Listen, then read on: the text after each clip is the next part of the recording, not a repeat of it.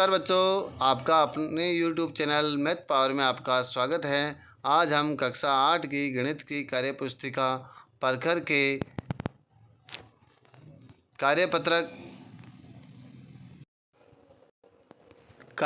33 और 34 को इस वीडियो में हल करेंगे। तो देखिए, इसमें आपको क्या करना है, ज्यामितीय आकृतियों का परिमाप ज्ञात करने की समझ विकसित करनी है। तो परिमाप क्या होता है दोस्तों, ये जो आकृति होती है उसके बाह्य जो माप है, परि यानी चारों ओर, माप यानी उसका मापन। ठीक है, तो देखिए पहला प्रश्न हल करते हैं। दी गई आकृतियों का परिमाप ज्ञात कीजिए। तो देखिए पहले प्रश्न में आपके कौन सी आकृति दी हुई है।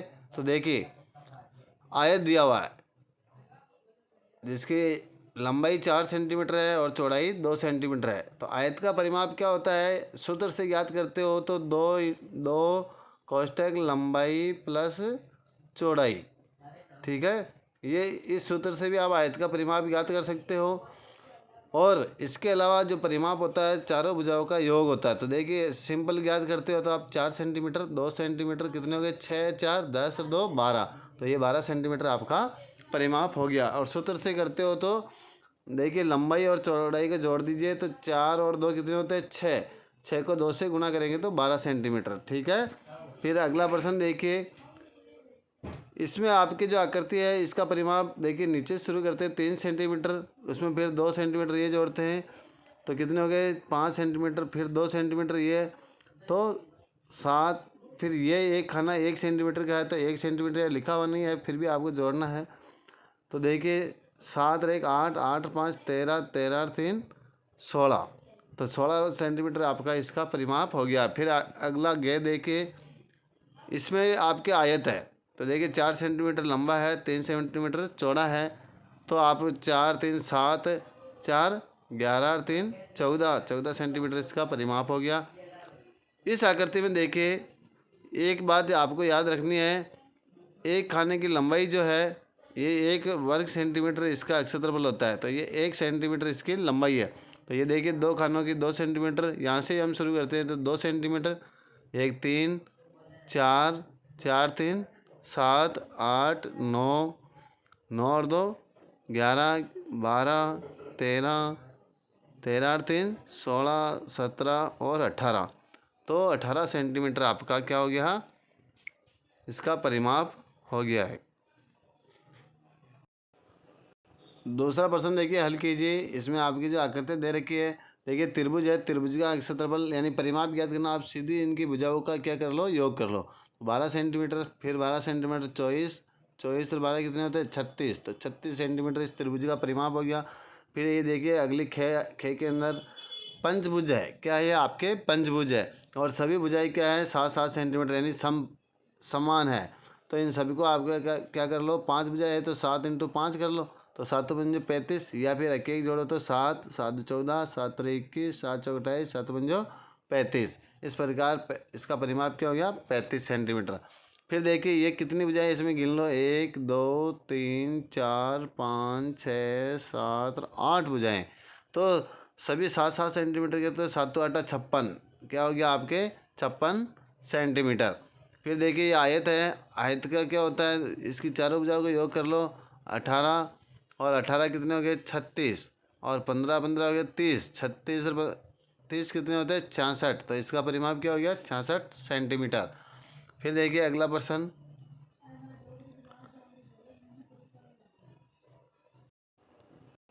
अगला प्रश्न देखिए, नीचे कुछ आयताकार आकृतियों के माप दिए गए हैं, सभी का परिमाप ज्ञात कीजिए। तो देखिए सभी आयत है, इसमें क्या है, चारों ही क्या है, आयत है। तो देखिए आयत की लंबाई दे रखी है इसमें 48 सेंटीमीटर, चौड़ाई दे रखी है आपकी 60 सेंटीमीटर।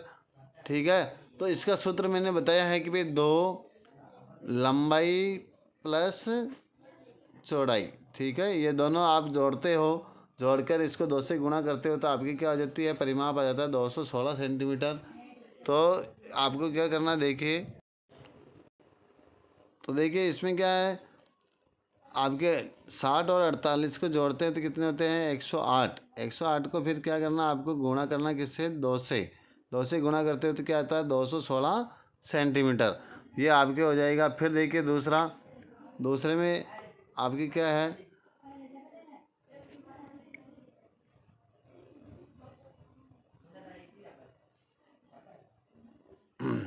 29 सेंटीमीटर और 29 सेंटीमीटर। तो 29 को जोड़ते हैं तो आपके हो जाते हैं 58। फिर 58 को आपको किससे गुणा करना है, 2 से करते होते क्या होता है, 116 सेंटीमीटर आता है। फिर देखिए तीसरा, लंबाई 32 सेंटीमीटर है, चौड़ाई 12 सेंटीमीटर है, तो दोनों को जोड़ते हैं तो 44 सेंटीमीटर आ जाता है। और गुणा किससे करते हैं, 2 से। तो देखिए क्या आता है, 88 सेंटीमीटर आपके आंसर आता है। फिर इसमें देखिए 60 लंबाई और चौड़ाई दोनों ही बराबर है, ठीक है। तो 60 कितने हो गए, 120 को आप 2 से गुणा करते हो तो क्या हो जाएगा, 240। तो इसका आंसर आपके 240 सेंटीमीटर। फिर देखिए प्रश्न नंबर 4, निम्न में से किस आकृति का परिमाप 63 सेंटीमीटर है, उपयुक्त विकल्प पर सही यानी कि राइट का निशान लगाइए। तो देखिए त्रिभुज के जो परिमाप है, तीनों भुजाओं का योग 10, 20, 30 कितना आ रहा है, 30 ही आ रहा है।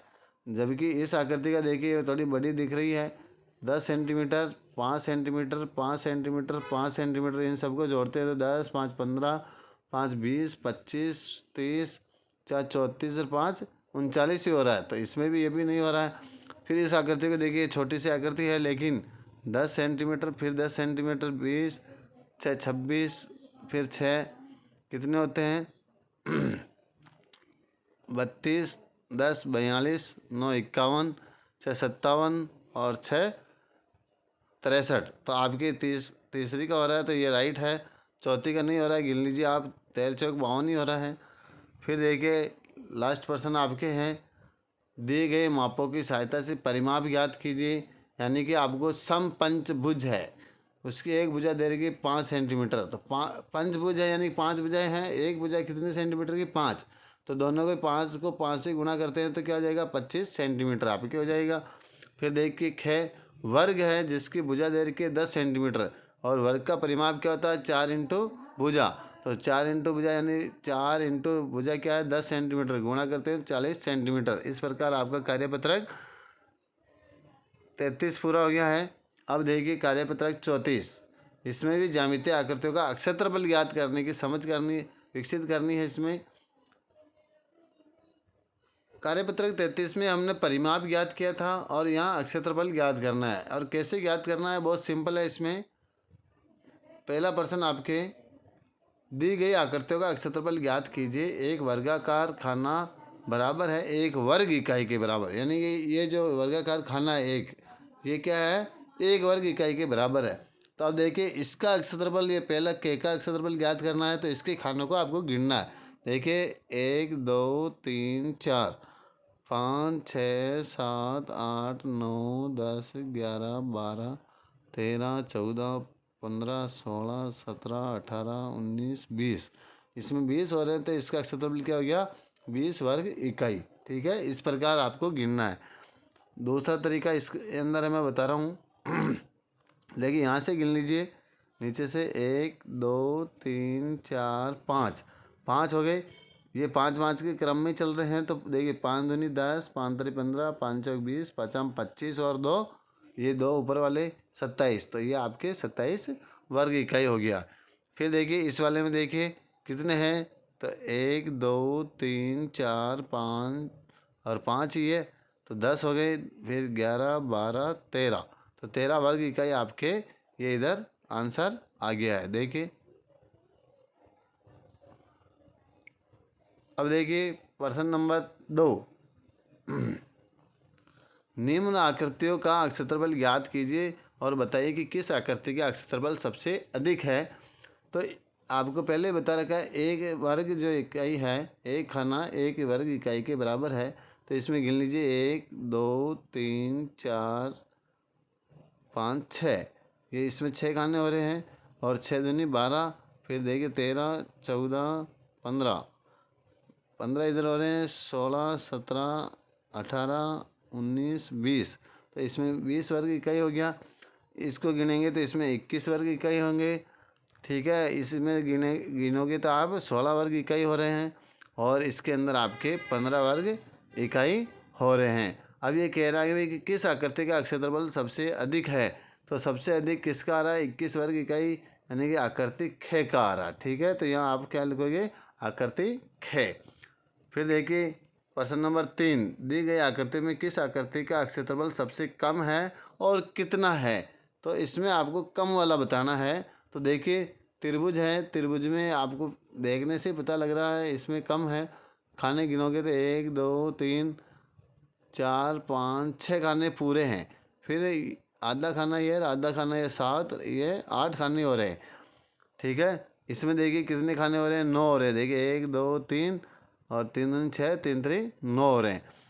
फिर देखिए इसमें 1 2 3 तो पूरे हो रहे हैं, 4 5 इनको पूरे मान लो 5, तो 6 7 और 7 8 खाने 7 वर्ग इकाई इसमें हो रहे हैं, 7 इकाई। और इसमें देखिए 1 2 3 4 5, 5 दूनी 10, 5 3 15 वर्ग इकाई इसमें हो रहे हैं। तो यहाँ आपको सबसे कम बताना है। तो सबसे कम किसका हो रहा है? ग आकृति का। तो उत्तर आपका क्या होगा? ग। और लगभग कितने वर्ग इकाई कम है? तो 7 वर्ग इकाई है इसका। ठीक है, फिर देखिए प्रश्न नंबर 4 आपका लास्ट प्रश्न है। निम्न आकृतियों का क्षेत्रफल ज्ञात कीजिए और अवरोही क्रम में लिखिए। इनको अवरोही क्रम में लिखना है। तो देखिए ऊपर वाले में कितने खाने हैं? 1 2 3 4 5, तो यहाँ 5 हो गए। फिर देखिए बी आकृति में 1 2 3 4 5 6 7 8 9, तो इसमें 9 वर्ग इकाई हो रहा है। इसमें गिनते हैं तो 12 वर्ग इकाई हो रहा है। इसको गिनते हैं तो इसमें 10 वर्ग इकाई हो रहा है। इसमें भी 10 वर्ग हो रहा है। इसमें 17 हो रहा है। और अब जमाना किसमें? अवरोही क्रम में। अवरोही क्रम का मतलब बड़े से छोटे के क्रम में। तो देखिए बड़ा क्या है? 17, यानी एफ वाला है तो एफ सबसे पहले लिखेंगे। फिर देखिए 12 के बाद 17 के बाद में 12 आ रहा है यानी सी, तो ये सी हो गया। सी के बाद में फिर क्या आ रहा है? डी, यानी इसमें 10 आ रहा है, डी और ई का। तो इन दोनों को आप एक साथ आगे पीछे लिख सकते हो। तो ये डी आ गया। फिर इसके अंदर ये ई आएगा। क्या आएगा? ई। और फिर आपके बी आएगा। ठीक है, और फिर आपके क्या आएगा? ए। तो ए लास्ट में आएगा। इस प्रकार आपको यहाँ सही करना है। और ये आपका कार्यपत्रक 33 और 34 दोनों ही इस वीडियो में हल हो गए हैं। हमारे वीडियो को लाइक एंड सब्सक्राइब कीजिए। Thank you.